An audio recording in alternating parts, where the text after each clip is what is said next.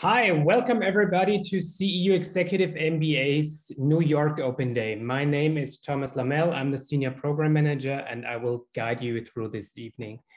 I'm very flattered to welcome, I will start with the program presentation, then you'll have the opportunity to talk to one of our current participants. Jason is online. Then we'll have a keynote presentation by Professor Kizlovsky, and in the end, we'll have a Q&A session. Feel free to shoot in your questions in the chat box or by email or direct messaging. I will collect those questions for the end of the Q&A sessions. We would have been in New York. I would have been in New York myself, but unfortunately there's a pandemic going on and I'm quarantined. So I'm sorry I cannot be with you guys, but it shouldn't be a problem to deliver this whole open day on Zoom and with our alumni Lenny Moore on site in New York with our partners Advantage Austria in Manhattan. Thank you very much. Let's get started. The problem you're facing right now during this pandemic is the question if an MBA is still worth it. Because you don't have to go very far these days to encounter that we're witnessing fundamental transformations in the world in a century. In 2008, we've had a big financial crisis. In 2015, we have seen a large refugee crisis. And right now we are witnessing the biggest pandemic in a century. And these changes are part of a much broader set of transformation that is taking place. And some of them are positive and some of them are pretty dangerous. So the key question is, how do we as business professionals, how do you as business professionals prepare for this challenging and unpredictable environment? And the next obvious question is an MBA the way to do it? We have seen an explosion of online education, and I'll show you why I believe our executive MBA is worth it. So if you're interested in further education, you usually start by reaching out for the stars, looking at the best business schools in the world, which happen to be in the United States, close to New York City, most of them. What you tend to find is mostly a very mission-driven MBA curriculum, a very differentiated curriculum, which offers a certain expertise and perspective. Because of their full-time format, their student body is international and the faculty is actually very international of the teaching faculty. The student body is international, but you're leaving the labor market for 1 or 2 years, which is another financial burden. And these business schools, the best business schools in the world, like Harvard or Columbia in New York City, are very expensive, like starting at tuition rates of $120,000 or even more. And you might have to relocate your family to the new MBA location. So if you contrast this to local programs, if you're looking for programs that might be cheaper in your region, in your area, what you tend to find is mostly a pretty vanilla, pretty standard MBA curriculum. The faculty who are teaching, who are delivering the program are mostly local, and so is the number of international students is very low. Some programs, even though they might not be top ranked, they might be second tier, like Baruch College or Albany University, they might still be quite expensive at $55,000 or even more at $80,000. So it's not really a bargain to attend these schools. So what do we at CEU is to offer you the best of two worlds. There is no work disruption because thanks to the practical format and the flexible modular format of the program, I will talk about it later. And our executive MBA mission, the executive MBA for the open world, is very much mission driven. I will talk about this philosophy later. Tuition at CEU Executive MBA is only $33,000. Comparing to the programs that I already mentioned before, I think that's a pretty good competitive deal. We have an international student body because of the modularity program of the program. Actually, we are the second most international university in the world, according to the Times Higher Education. So participants can fly in, can fly out, which is a major advantage of the program. I would like to introduce you to some of our faculty. For example, Mark Kaufman, who is an expert in applied theory with a PhD from Harvard. Or Professor Isusenius, an expert on marketing and especially emotional marketing with a PhD from the University of Florida. The course on big data and artificial intelligence will be taught by Professor Miklos Koren, one of the leading scholars in this field, with the Harvard PhD. For leadership, Austin Lee Nichols, our world-class psychologist with executive education experience on 4 continents, he will lead the way. If you're new to finance, Joy is a uniquely gifted educator. Generation after generation of our students tell us how she's just unique in explaining complex financial concepts. And if you're already experienced in finance, you'll be placed in the advanced track course with Adam Zawodowski, a leading expert on complex investments with a PhD from Princeton. Sophia Barani, an expert on the future of work, like artificial intelligence, etc., with a PhD from LSE London. And for strategy, you'll have Yusuf Akbar, who has taught in more than 40 countries and advises leading Fortune 500 companies. So where are we? Because we are registered in New York State and Vienna, and I want to introduce Vienna to you. Vienna is just a flight of 8 hours away from New York. We've done some research on coach and first class tickets. So a round trip ticket to Vienna is only 600 euro, and business class or first class tickets are at 2,000. If you added this travel cost to your tuition, you would even have a better deal joining CEU Executive MBA than attending at American universities at the East Coast. And speaking of Vienna, Vienna has been dominating the world's most livable city rankings in over a decade now. It has just been described as the most exciting city in 2022 by Bloomberg. It has been chosen as one of the best cities for 2022 and is considered one of the most cultivated destinations on the continent by The Independent. And as I already said, it dominates the rankings of the most livable cities in the world. It is the center of international diplomacy and business. The United Nations are based in Vienna. The OSCE is based in Vienna. The International Atomic Energy organization or UNIDO are based in Vienna. And so are many, many European and American headquarters entering the CEE market from Vienna. So here's what the program looks like. As I already said, it's a modular format. It's a 10-module program. The dates you can see on the screen right now are not going to change. So you can basically plan your studying around professional and family activities based on these dates. As you can see, we have 3 modules in the first year. It's the row on the top. 4 modules in the second year, it's the center row, and 3 in the third year, which gives you flexibility and balance in your life. In the summers, which is the center column, our bespoke and cutting-edge leadership program takes place in Budapest, and you'll have the opportunity to benefit from electives from the faculty in the world we invite to teach your classes. So eventually, there will come the day when you finish with us and you will join the CEU alumni from around the world network. As I already said, CEU is the second most international university in the world.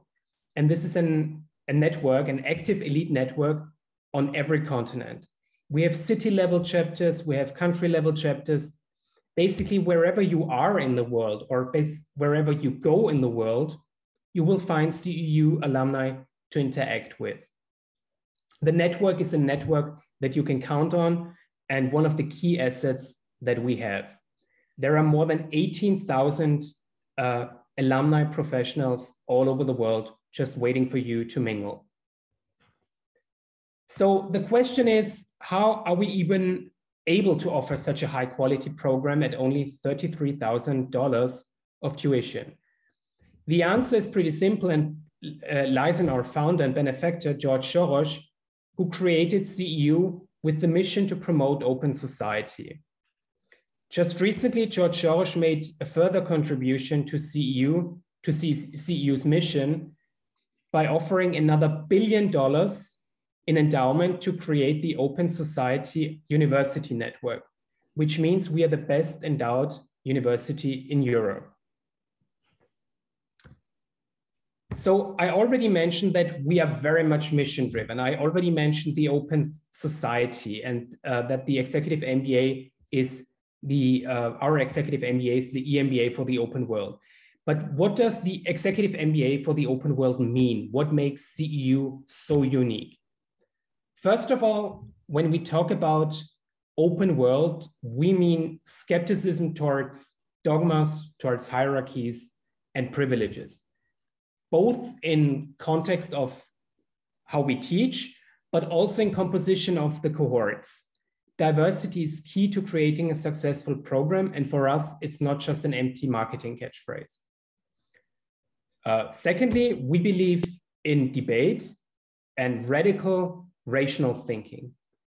Every idea can be challenged because we believe in facts and arguments rather than narratives and fake news. Because it's narratives that create the polarization in our societies that we see on social media every day. And we believe the best way to challenge this narrative-based discourse is to make arguments based on facts and realities, which is the hallmark of Karl Popper's definition of open societies. We are fundamentally opposed to all kinds of discrimination, and we actively promote diversity within our program. And the way we finance the scholarship means we create opportunities for people who traditionally have not been able to actually join programs like ours. And what distinguishes us from other universities is also that we see managers not just as people who deal with businesses or resources, but we also believe that managers go beyond that. They are positive change agents. Whatever their profession is, whatever their cultural or professional background is, they can make a change in the world. So what does the CEU Executive MBA classroom look like? Currently, we have 65 managers with an average of 14 years of work experience, including a minimum of 3 years of leadership or managerial experience.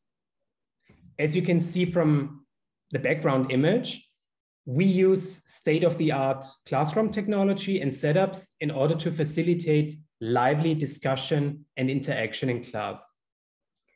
We make use of case-based learning rather than traditional lectures that you would find in local MBA programs, because we want to take you, experts in your specific field, whatever your professional background is, whatever your job is, from this level of functional expertise to the strategic level.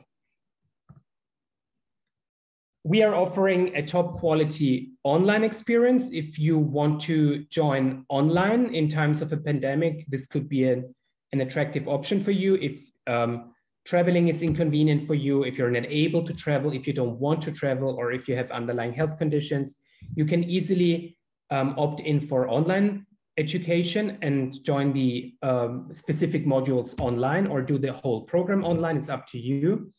And we have invested heavily in studio grade microphones, capturing both the lecturers and the participants. Because for us, education is not just a one-way street going from the lecturer to the student, to the participant, but also from the participant, from you to the lecturer and among fellows.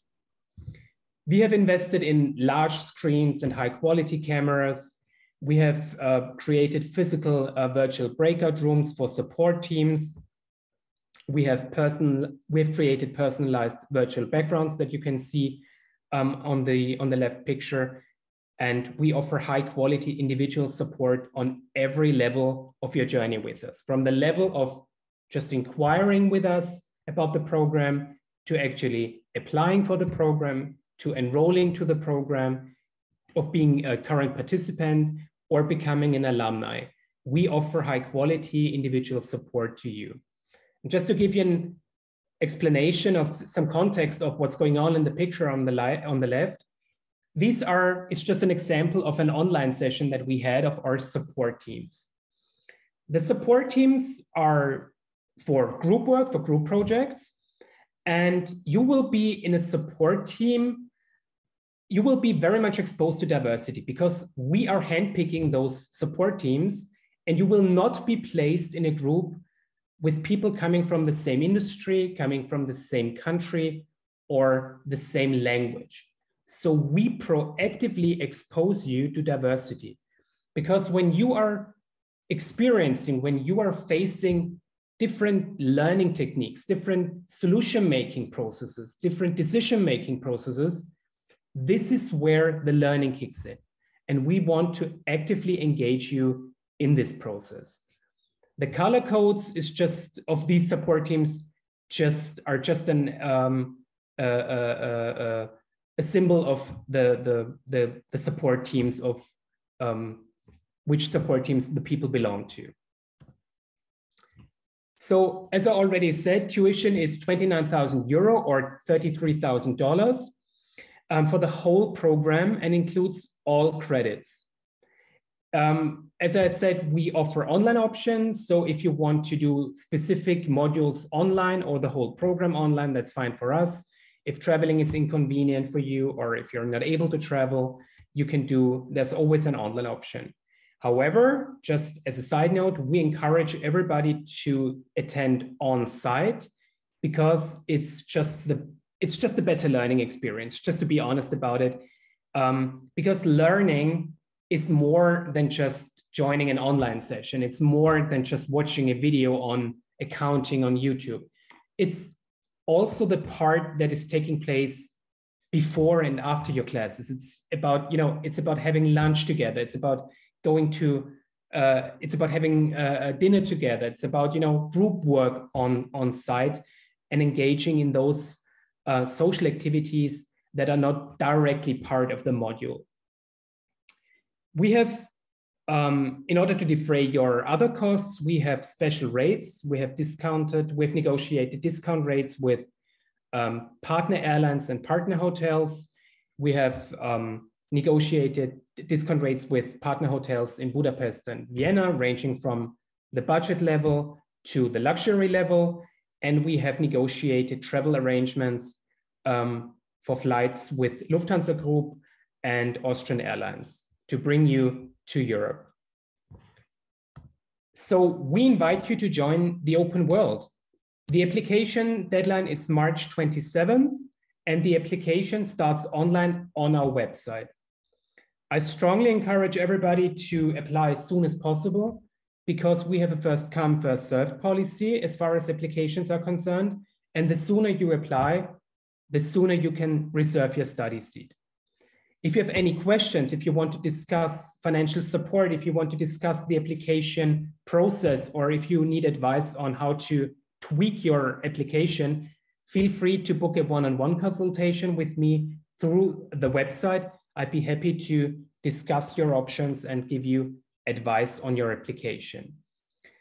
And I think it's one thing to hear about the program from us, from the executive from the CEU Executive MBA Program Office. But it's an sorry, but it's another thing to hear about the program from people who are actually doing the program right now, and that's why we invited Jason tonight. Jason, thank you very much for coming. I really appreciate. If you could just briefly introduce yourself, like what is your profession, what is your academic background, and why you chose CEU Executive MBA back then. Absolutely. Thank you so much, Tomas. My name is Jason Clevenger. It's a pleasure to be here with you. I am based in the United States. I'm an American. I live in Chicago.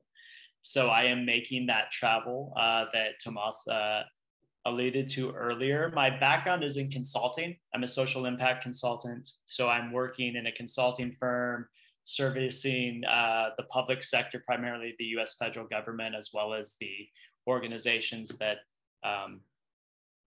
the USG serves in the community development space. And on the side, I'm also involved in some social entrepreneurship projects, as well as in the NGO sector. And, you know, the CEU EMBA for the open world was just a really solid fit, given my professional background and where I want to go. And that's why I was so interested in it. I think you're a pretty good representative because you, no, seriously, because you show diversity that we have in the program. Like most MBA programs, I mean, they're business degrees, attract people coming from consultancies and investment banking, but we are attractive to people coming from I would call it the non-traditional MBA market, like NGOs, the public sector, or civil rights movement, because we have a high reputation in that field. CEU has been established in order to accompany countries in the CEE country area after the turmoil of the Soviet Union, in order to help them with the transition to democratic societies, building up open societies. And this is like where our brand and our reputation really lies. So we not only have people coming from the traditional corporate world, but also coming from NGOs and civil rights movements around the world. And I think this adds up to the diversity in class that you already mentioned. If you could tell us something about the cohort that you are in. I mean, give us just an example of who are you in class with? Yeah, I mean, I was definitely, to your point earlier, I was definitely attracted to CEU because of the commitment to open society, and also because I knew it was not this, I was going to get a diverse experience from folks. So, in my own support group, we were talking about support groups earlier. I've got folks that have worked in aviation, have worked in manufacturing, have worked in IT, but within our cohort, there are people that are running NGOs and running nonprofits and doing LGBTQIA plus rights that are involved in civil society organizations. So it's a broad array of not just sort of like lived experience and geographic representation and language, but also that professional experience. And that leads to some really incredible conversations that you have in class, on WhatsApp, in meet and greets that we throw together, in our support groups. And it's that level of diversity that is just adding to the quality of my experience. I absolutely love it. This diversity is empowered by a variety of fellowships that we offer. I mean, I will talk about the fellowships later, or I would be happy to talk about your individual financial needs in a one-on-one consultation. But just to give an example, we have LGBTIQ Fellowships, because as I already said, diversity is part of our DNA. It's not just a token thing for us to do in order to have a colorful, diverse brochure that we could present. It's part of our DNA, and it's where we get our strength from. It's our major asset of the program, to expose you to this diversity, because your industry. You don't want to talk to people from the same companies, from the same industry, about listening to the same old stories and the same old problems and the same old decision-making techniques. You want to gain new insight and new techniques, and this is where this is like the purpose of diversity, and we guarantee you this diversity. Thank you very much, Jason. I mean, you've basically mentioned, if you could just give us, the last question I would have for you is, if you could just briefly talk about the professors that you have seen so far, like the academic excellence that they have shown. I mean, yeah, yeah, absolutely. You know, the quality of our instruction is it's top notch. I mean, but it's also in an environment where it's a conversation. You know, you're having conversations with your classmates and also the professors. You're able to challenge them. It's encouraged, you know, so there are interesting conversations, there are debates, and everyone is welcome and involved in co-creating that space within the classroom. So, and that goes for the online participants as well, because all of us are very well of the situation we're in, and we're making every effort to include folks that are participating virtually, and they're doing it at a level that is as if they were in the classroom. Though definitely be in the classroom if you can do that and you can travel. But the level of instruction is incredible. We saw some of the professors that were coming in earlier in the presentation, and they really respect us. They don't see us as just students. They see us as professionals, as leaders, and they're there not just to support us, but to engage with us in that conversation and that debate. I think you're making a strong argument, especially, I mean, we're not only welcoming US American guests tonight online, people are joining us from around the world, but especially for US Americans, I think it's a strong argument. Our faculty members, as I already said, are coming from, you know, Ivy League universities like Harvard, Columbia, Princeton, Yale. So you will get the quality that you would find in your, you know, the best American universities, but at lower cost, because we have this huge financial advantage that we are passing on to participants and students with lower tuition. And you would gain a US and EU double degree, which is, I think, a huge advantage. If you want to move to the international level, I think that's a very strong argument. And you're not adding up to your student debt, because that's part of our philosophy and the idea of our founder. We don't want people to, you know, take out additional loans and get deeper and deeper into student debt. I think this is a huge topic in the US, or this has been in a huge topic in the US in recent years. We don't want people to, you know, to get deeper and deeper into student debt. And that's why we are offering a very competitive tuition, but at the same level, at the same quality, at the same academic excellence as Ivy League universities in the US. Jason, thank you so much for coming tonight. I'm sorry, I need to move to the next part of tonight's open day. Thank you so much. But speaking of the program, I would like to introduce you to our keynote speaker, who happens to be the faculty director of CEU Executive MBA, Professor Marcie Kizlovsky, who is the faculty director and an associate professor of law and strategy with a very American university, with a JSD degree from Yale, with an MPA from Princeton and an MBA from INSEAD.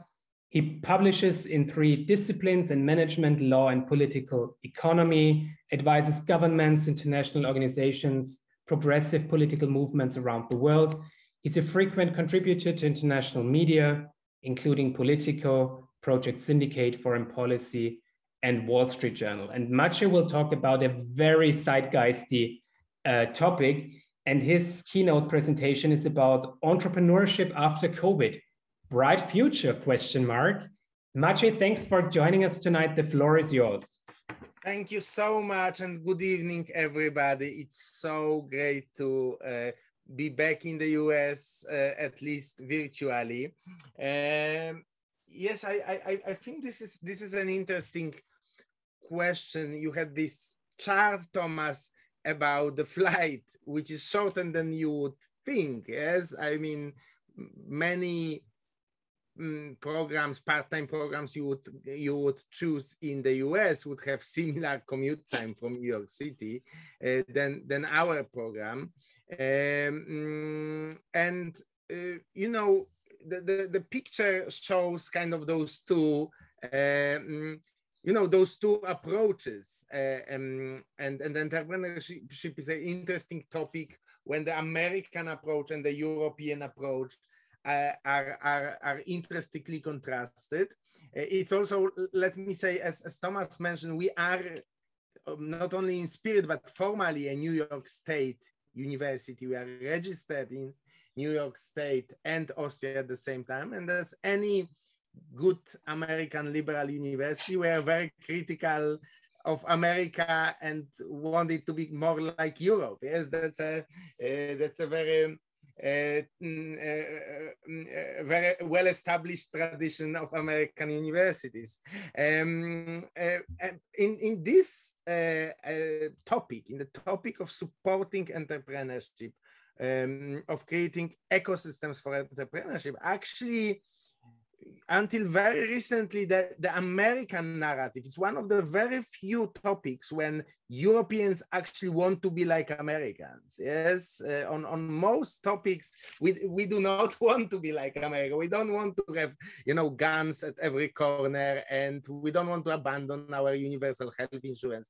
But there is this huge tendency, the love narrative, traditionally with Europe about kind of becoming more high energy on American style entrepreneurship. Yeah? I mean, a very recent Europe SME, small medium sized enterprise strategy, called those, you know, smaller startup ventures as the backbone of the EU economy. And Angela Merkel,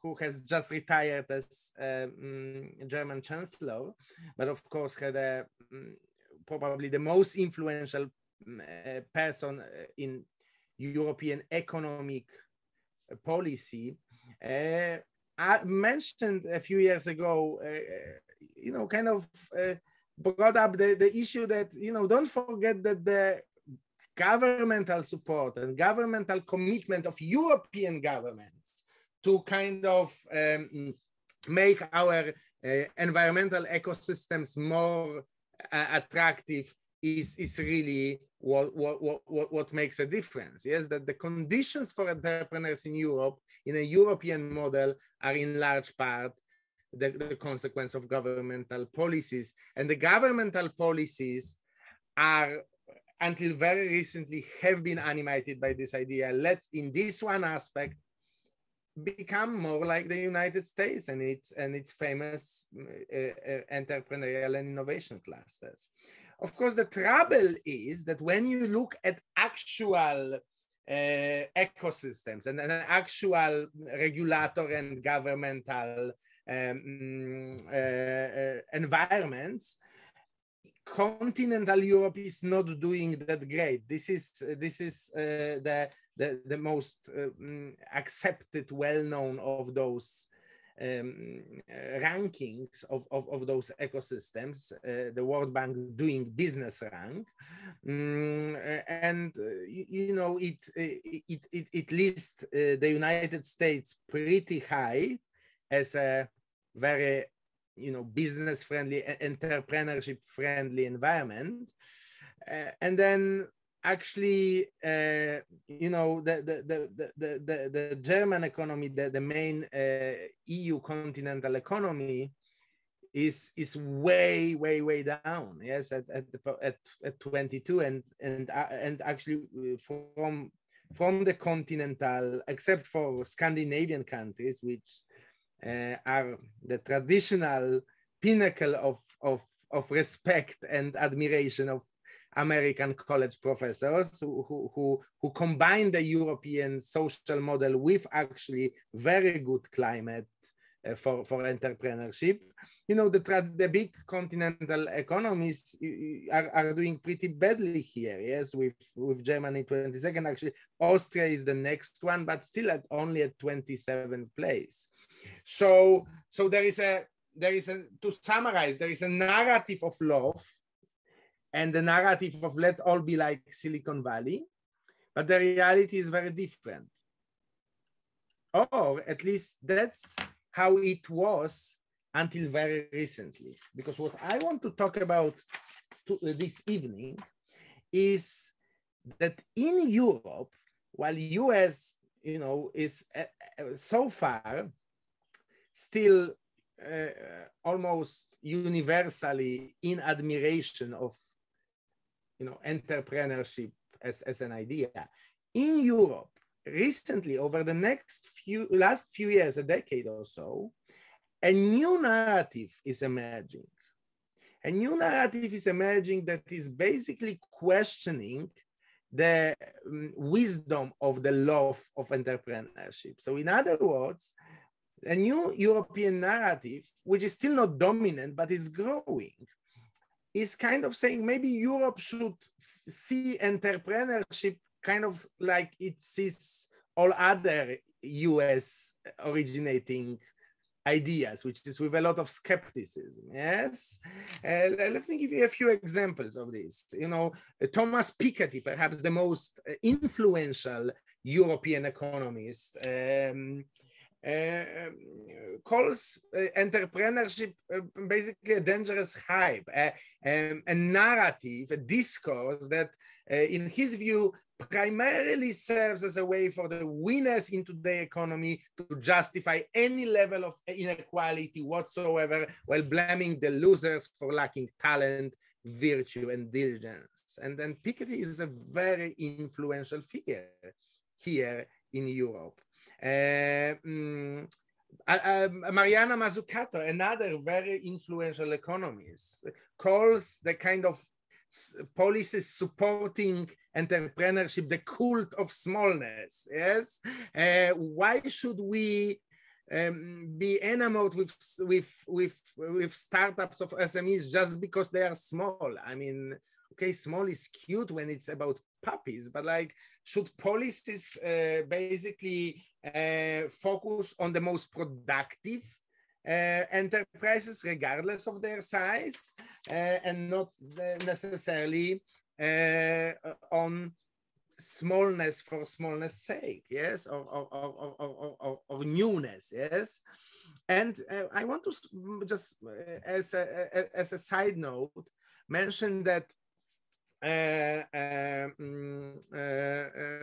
this skepticism towards entrepreneurship has been, it's not a completely new feeling, it has been part of intellectual tradition of discussions about entrepreneurship. And this is most well known and most well associated with the intellectual father of the study of entrepreneurship, Joseph Schumpeter, who is known primarily, especially in the US, for his creating this idea or establishing this concept of creative distraction. It's almost now in a popular discourse, in Financial Times or Wall Street Journal, is that the basic idea that entrepreneurs contribute not only by building, but also by destroying and challenging the old ways. Yes, and Schumpeter, more than 100 years ago, expressed this thought as in his famous quote: "It's not the owners of stagecoaches who build new railways." But very interesting is that the same Joseph Schumpeter, who is always, quoted by libertarians for this creative distraction, actually later in life wrote something very different about entrepreneurship. The opposite, actually. Yes, he basically came up with this idea of creative accumulation. And he argued in 1942, 30 years after the creative distraction, that as we inquire into where the progress was most conspicuous, the trail leads to the door of the big business. And the argument he was making is it's the big business that has know-how, that has scale, that is able to create environments for people to be innovative, not startups, not new enterprises, and that benefit of scale and accumulated knowledge outweighs any benefits from this creative distraction dynamics. And actually, if you look at evidence, because that's what we should look at, the evidence even before COVID was kind of mixed, whether it's the creative distraction story or creative accumulation story. Yes, I mean, there were studies in the US actually that show that SMEs, there is no relation between size and employment growth. So that you don't have, then if the narrative that you hear from politics is SMEs are the engine of employment, rigorous academic research suggests maybe not. In terms of productivity, that's more complex because it's difficult. It's the questions how we define productivity. But but there's been research that shows, I would say, more numerous research that shows on average SMEs are less productive, including a study from Canada and a comparative study of OECD countries. There are some studies that show the other ways, and also there is a line of research that suggests SMEs are maybe more productive, but also more risky. There is very interesting research on family firms' performance, and actually that would very much support the European kind of model, because it seems that family firms are slightly more effective and more productive, but only if they are large and public. But if they are small and private, they are actually less productive. And also, there is this strong research that suggests that size contingent regulations, Affordable Care Act, yes, exemption for SMEs, the new contested Biden mandates, which went out of the door, but that's how they were designed. And interestingly, French new labor law, which was championed. This is a very good example of this kind of traditional European openness to import American approach to SMEs as kind of an exception to our general skepticism. In France, the labor law includes exemptions for small and medium-sized enterprises, and basically the research suggests that they are not good, that these things are not good. They harm workers and introduce distortions. And this was all before COVID. Yes, and now we have COVID. If we were in a classroom, this would be a moment to, have an interesting discussion about what is your intuition, how does COVID influences that, that picture, which is already far from clean cut.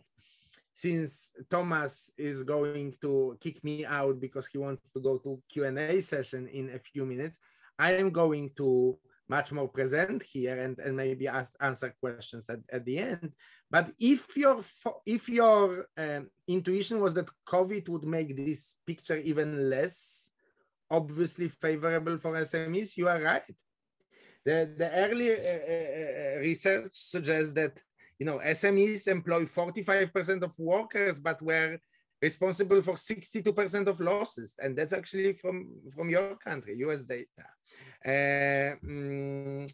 Mid-sized firms, okay, everybody faced trouble, but more mid-sized firms proportionally stayed healthy than small firms.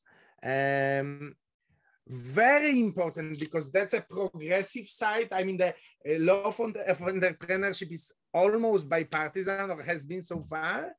And the progressive side, the narrative is in the US very much that SMEs lift people because there are no those internal hierarchies. So, maybe it's less prone to replicate those, old boys network, racist, patriarchal networks, which big businesses can entrench. Unfortunately, the data suggests that the challenges that disadvantaged and oppressed communities face persist, whether they, are entrepreneurs or not. So the fact that you become an African-American entrepreneur doesn't change the underlying systematic racism that you face, yes? And so, for example, SMEs owned by African Americans and immigrants experience largest losses, yes? You can in the pandemic. Women-owned business in Canada fire disproportionately higher percentage of workers than men-owned businesses, yes? Which shows that they face a much tougher employment, yes, business environment, yes. And when you go to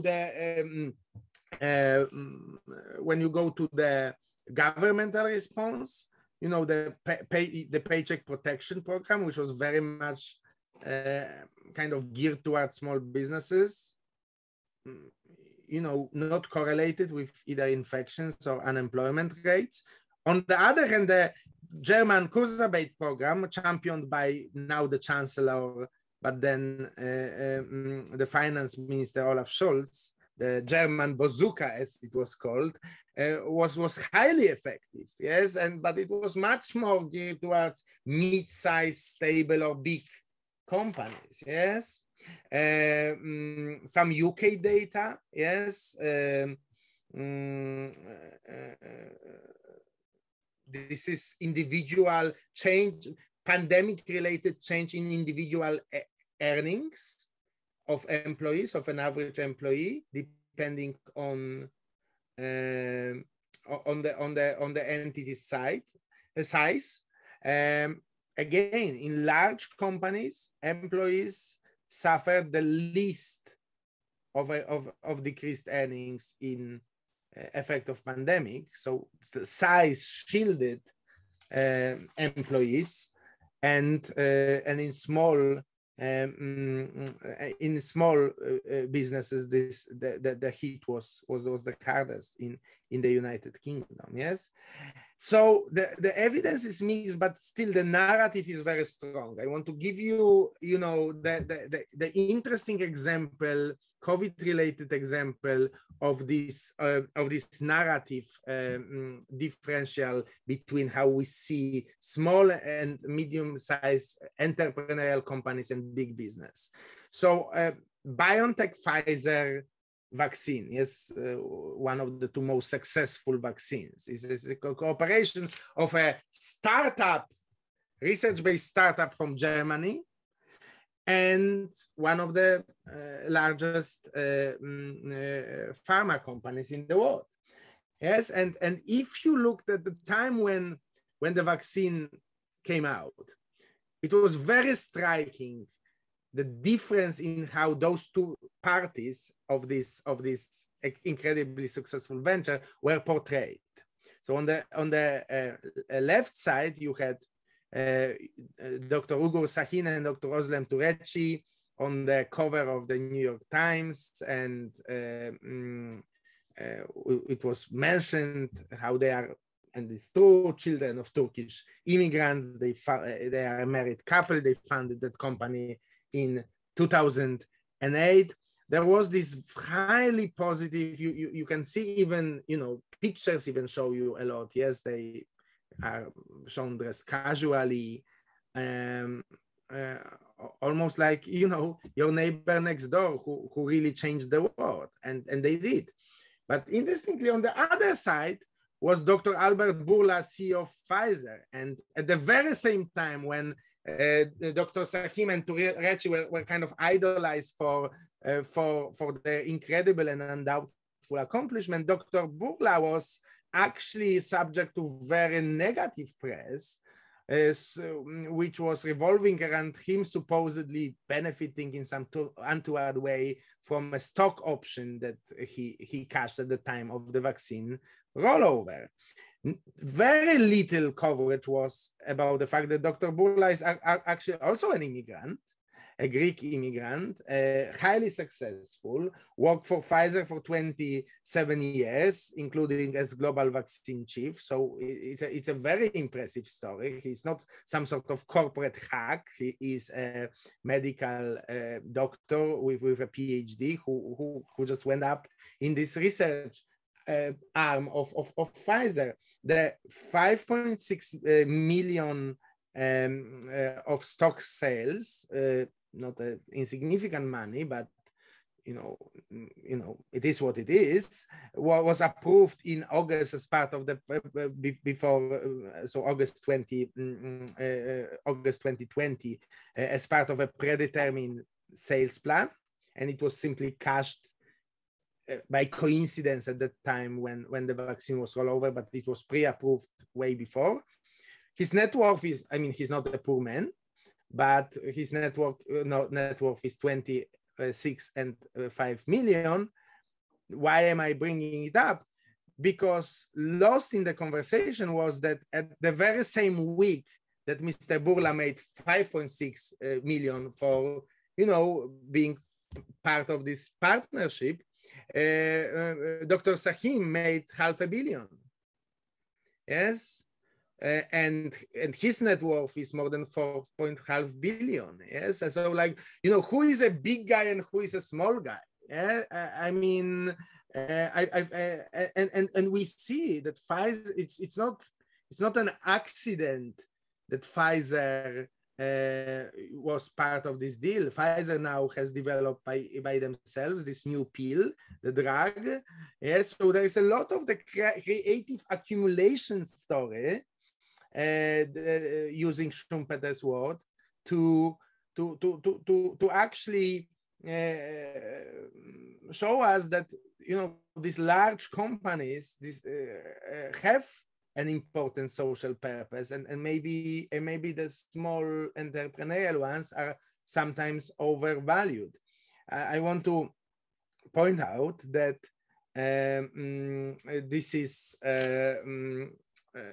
you know, the love of entrepreneurship and the constant prophecy of doom and gloom that unless Europe embraces American ideas of entrepreneurship and capital, the role of capital markets and venture capitalists, we will all be doomed and uncompetitive and will all descend into poverty, is plainly not supported by data.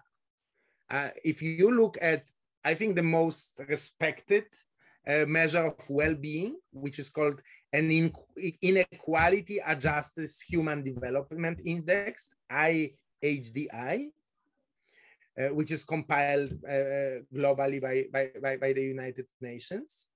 You know, the first, you know, you don't see the US among the top 10 or even top 13 countries, but you see a lot of European countries here. Yes.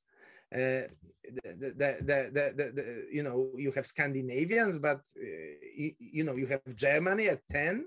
You have even Eastern Europeans, post-communist countries, much higher. I mean, where is the US? I mean, you have Austria at 15, and US is at 28. So if you look at, you know, factors such as wealth, yes, GDP per capita, but also health, education, and inequality, Europe, with its, you know, sleepy, you know, model based on mid-sized family companies and big businesses, and maybe not as an exciting entrepreneurial scene, is not doing that bad. Yes, and I think that's why this new narrative. So there was always a disconnect between the fact that Europe is doing quite well, and that the narrative on this part was that we need to change things. Yes. So the takeaway, and then I'll ask Thomas, I'll let Thomas to ask question, is there is no policy consensus on entrepreneurship, and there is less and less. And if you feel like you are protected from this new skepticism to entrepreneurship by the ocean, think again, because, you know, your progressive part of Democratic Party is very much influenced by European ideas. Yes, and this is a new European trend to question this need to imitate US on entrepreneurship. Yes, policies can change in the future, and more uncertain world, as I showed, may limit entrepreneurial opportunities. The creative accumulation may become stronger than creative destruction in this new world. On your individual level, build scenarios. My startup without supportive governmental, in the US, both state and federal, help in Europe, both national and EU. My startup during another crisis, we teach you in the program about scenario building. Can you respond proactively? My new paper with a colleague about this, and take a critical view at your idea, because if you are beyond tech, no matter what entrepreneurial support you will have, you will find capital and you're going to succeed. Yes, I think the climate towards entrepreneurship will affect mostly the kind of less obvious idea, or less path-breaking ideas. Then it can actually make a difference. And the final point, what I hope this presentation showed you about CEU, which is that, like great American universities, we have certain principles that behind our research and teaching. We give you critical perspective. I started with it jokingly, but it's true, including on American business practice. We look at everything critically. We help you understand the bigger picture. I always say that a good executive MBA program does not only teach you how, it does, but in addition, it also teaches you why. Offers a variety of perspective. On the left, you see our award-winning entrepreneurial incubator, the iLab, which offers a completely different perspective, a much more traditional pro-entrepreneurial perspective than what I showed you. And we coexist at one institution because of the spirit of open society. We focus on what's practically relevant. And as I said, we don't only teach you how, we teach you why. Thank you so much. Thank you, Marcie. I'm forwarding a question from the audience. How Yes. again are the entrepreneurship numbers calculated? Yes. Well, depending on which numbers are we talking about? Yes. If we are talking about in the most recent slide, sorry. Okay, let's go to the most recent slide. This one. Yes. So this is okay. So the index is called IHDI, Inequality Adjusted Human Development Index, and it's a mixture of per capita GDP, so the output of a given country, a measure of inequality, how unequal this output is distributed, measures of educational quality and length of education that people on average get, and health measures. Yes, and it's a standard since 2000. It's a standard way how UN sees development of countries, because the argument is that if we just look at per capita GDP, especially not adjusted for inequality, we don't see much. Who cares that like a 1% of Americans get all those billions of dollars? Yes, it doesn't tell us anything useful about well-being of an average American. So we need to create an index that takes into account what most people find valuable, whether they have good income and they can buy all necessities. Not surprisingly, Norway is the first. It's a very, very wealthy country. Yes, how equally this income is distributed in the society, whether people are in good health and have good life expectancy, and whether people have educational opportunities. So I think it's a pretty convincing index. Of course, no index is objective, but it's, you know, I think for some of our American audience, it may be a little surprising just how poor US is doing when you take all those measures. Yes. I mean, literally, you have my home country of Poland higher than the US on that index. Yes. Which, you know, has been a communist country 30 years ago. Yeah. So you know, so it's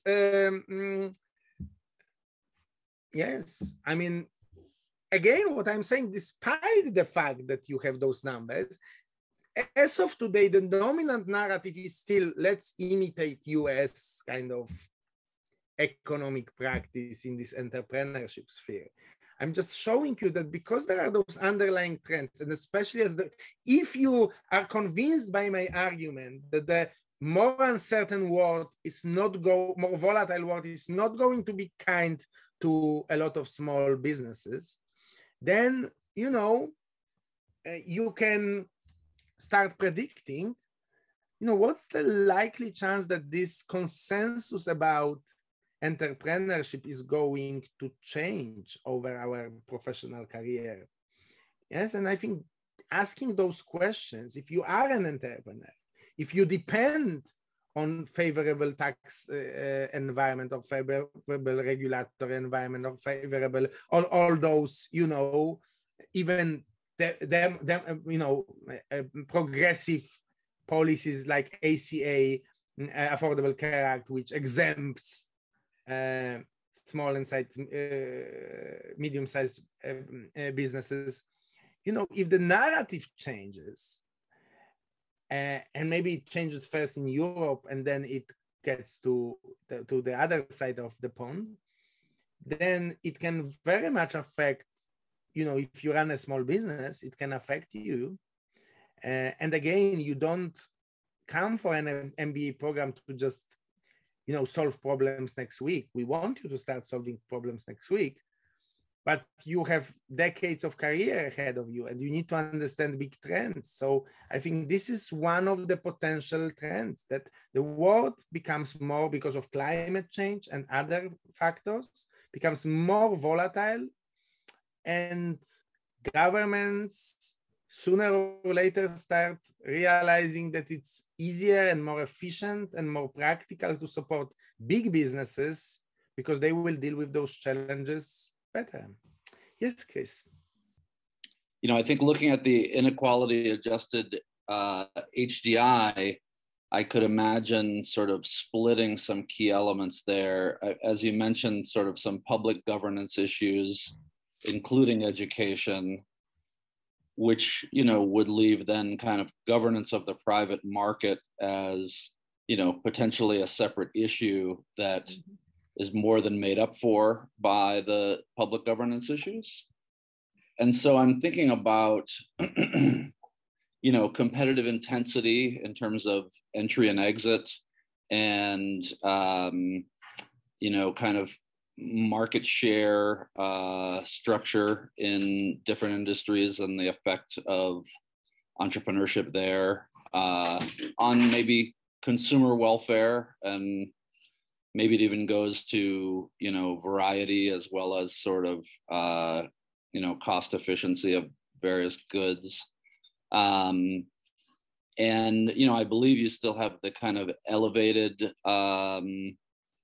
level of unemployment, or kind of maybe lower level of total employment in the European countries, including some of the high HDI ones. And, you know, how much of that might be explained by insufficient entrepreneurship. The other thing that strikes me also is about maybe employee ownership, and, you know, how that kind of in itself, but also as kind of a vehicle to better welfare, is a advantage of smaller business. no, great points. And some of those trends may, counteract those other. I didn't mention them mostly because everybody talks about those aspects. Yes, for example, high unemployment in Europe. Yes, and I wanted to show you a different perspective. Also, we are not talking necessarily about kind of policy logic, but more a political narrative logic. Yes, that's what I am saying. I'm not even arguing who is right here. Yes, I'm saying, look at the components of, look at pieces of facts and how they can be connected into a narrative that may be much more sympathetic to entrepreneurship than what you assume will always be a consensus. Yes, and the fact that, with all the things that you said, the US is still doing so poorly on so many of those well-being indices should give you a pause in assuming, kind of continuous intellectual dominance of American ideas. Yes, just like if you are, no longer, the best swimmer, then you will not be for long an authority in the swimming community. Yes, so I think, and you can argue that on other aspects you are very good and maybe better than the swimmers who are winning the medals, but still, at least one possibility is that since you are not on the top of the swimming ranks, your authority may wane over time. Yes, and I'm not saying this must happen, but I am simply saying that it's a possibility.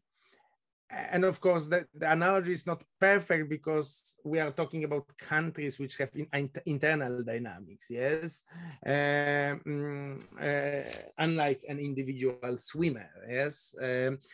So the other point, that the other political dynamic that can happen is that within US, especially kind of left-wing progressives who are already kind of calling for democratic socialism and adopting a lot of European practice, will start getting responsive to these narratives from Europe, since they are supported at least by some facts, yes, and start saying, what is currently, I would agree, still an impossible thing. Yes, it's a no-go zone of challenging the sanctity of small and medium-sized backbone businesses in the US.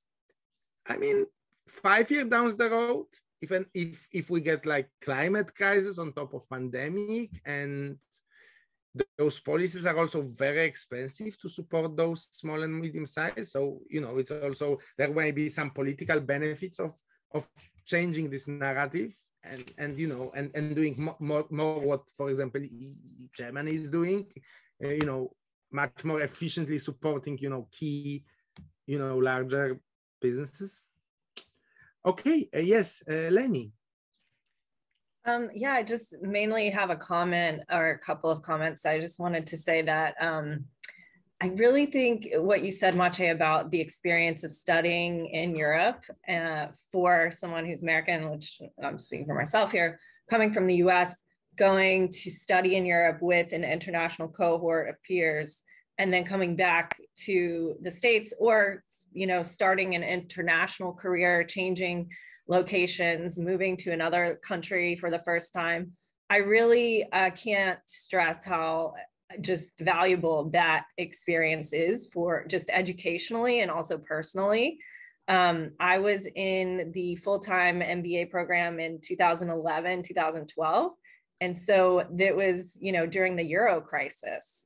And I just really value what I know about that experience and how I got to study it while being also introduced to so many European countries that, you know, and the case studies and everything we did in class. And obviously, like, my peers and my colleagues, like, learned so much about it in a real way, in a meaningful way. So I can imagine this post-COVID entrepreneurship or just productivity, you know, resource allocation. There's so many things that we all are going to have to face no matter what industry we're in, that I just want to put in a pitch that I think CEU is the perfect MBA to pursue at this time for anyone who's looking for just a deeper level of experience and part of that educational process. And then also just wanted to plug something from Tamash's initial slides. The very, very first slide of the whole presentation for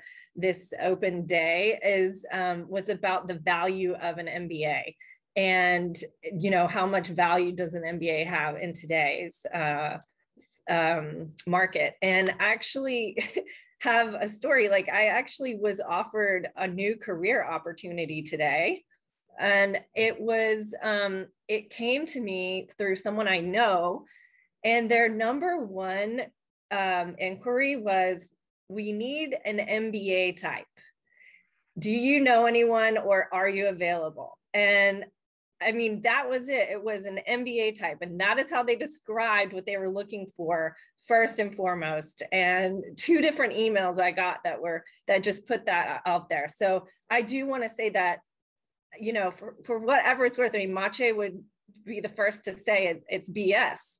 You know, the certificate that you have, it doesn't, you know, it's just a piece of paper, but it does mean something. It is really valued in today's market. And sometimes you know, get opportunities that really just, it's a box that you have checked off, and the, you know, outside world really respects that and needs it and looks up to it still, and are excited to have someone on their team that has it, you know, especially people that don't have one. But the, you know, obviously, like, the education and the experience of, for me, going to CEU with such amazing professors and classmates makes me feel like, no, I actually do have something really valuable to offer. It's not just a BS piece of paper. It really has a lot of meaning, and I can contribute significantly. So I look forward to a new career change in this new post-COVID world, and I'll tell you guys about it later, but I just wanted to add those 2 comments. Well, congratulations, Lenny, on that. I mean, you just presented the perfect transition to our final part of the open day, to the Q&A session. I have collected a couple of questions. Marcie, if you would like to help me answering those questions, because some of those questions better fit to your agenda, some of those questions better fit to my field of expertise. Let's start with the elephant in the room. What about the COVID situation? How are we dealing with COVID academically and logistically? Well, first of all, we are in Vienna, so it's one of the most advanced city that has like the most advanced approach to COVID prevention. I'm going to be very straightforward here. If you want to attend on site, and unless you have a medical reason, you need to be vaccinated.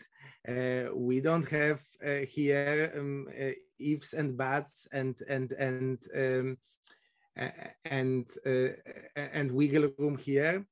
In addition, the city offers free PCR testing for everybody, including guests and tourists, which we do every second day as a matter of course. And that means that since the start of this pandemic, we have not had a single case during our EMBA modules. And we had only one module since the start in March 2022, March 2021, sorry, where literally the whole world was locked down, when we didn't have an on-site option. Imagine that. For all this pandemic, we had only one short module when we didn't have an on-site option. Every other module, we had participants on site.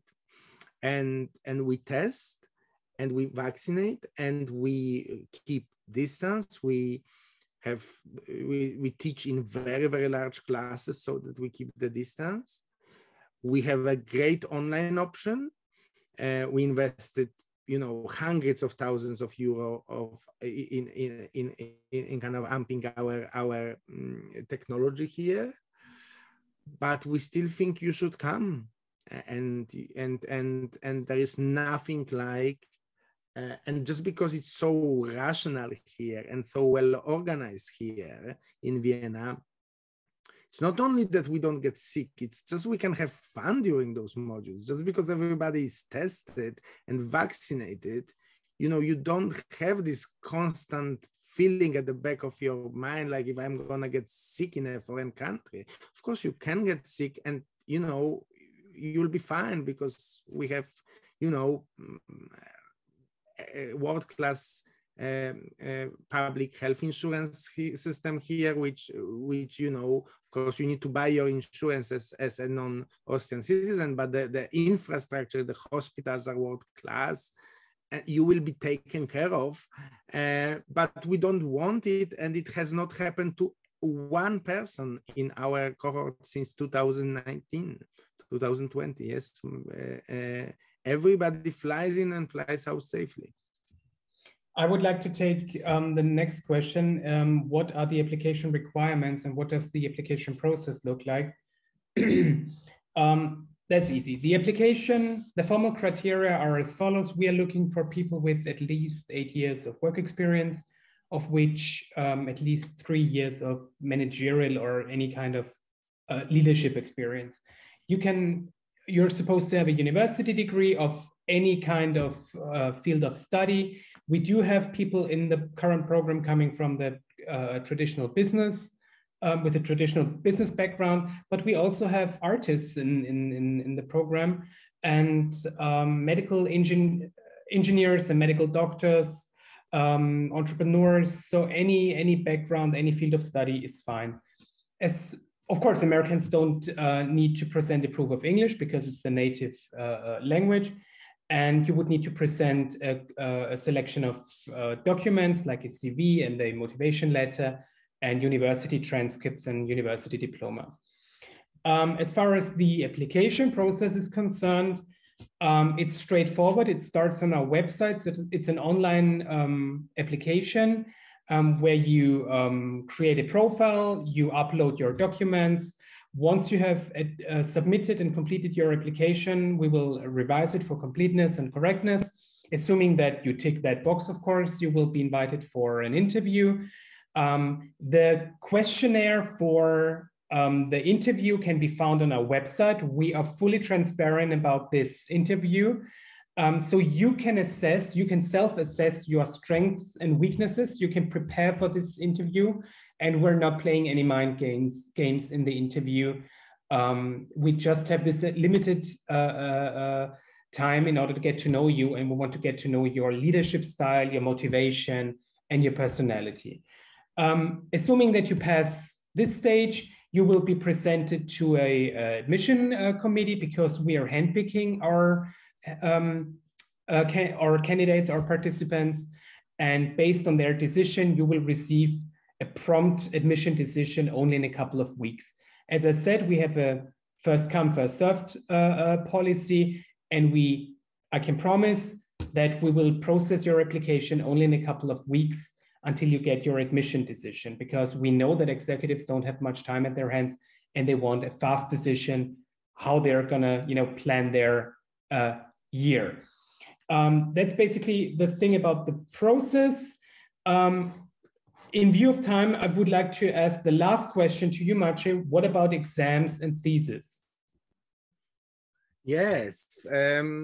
So there are exams. However, there are no exams during the modules. Once you fly in, it's all about exchanging ideas, interacting with your colleagues, not like sitting in a room and writing something. Exams are taken online during exam periods of about 10 days after the module. At the time, you choose your time within the 10-day period. It's 2-3 hours where you need to just focus on it and get it done. Most of the classes, however, have team projects, not exams. And so that's done in your support team.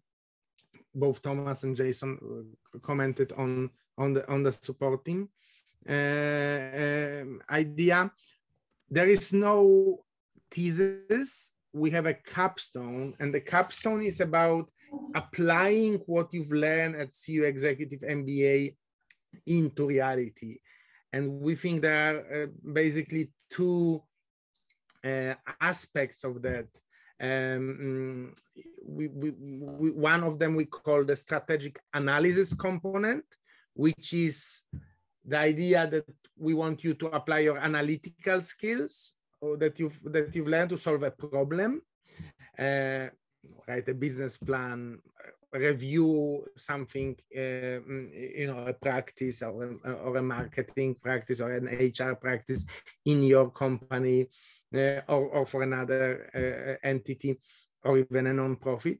And what we call the leadership component. And that's where we want you to show that you change something in the world, mentor somebody, implemented a project. So only two together give you the capstone. And that's our approach to thesis. Yes, you actually go into the world and apply your knowledge rather than writing a magnum opus that's going to gather dust on your shelf. Thank you very much, Marcie. In view of the time, I would like to conclude this open day. Thank you very much for coming tonight. Thank you very much, Marcie, for your keynote. Thank you very much, Jason and Lenny, for joining us tonight. Thank you, Stefan in New York, for hosting us. Thank you, Chris, for joining us tonight. And thanks to all the on-siters and online participants for joining us tonight. Thank you very much. Good night.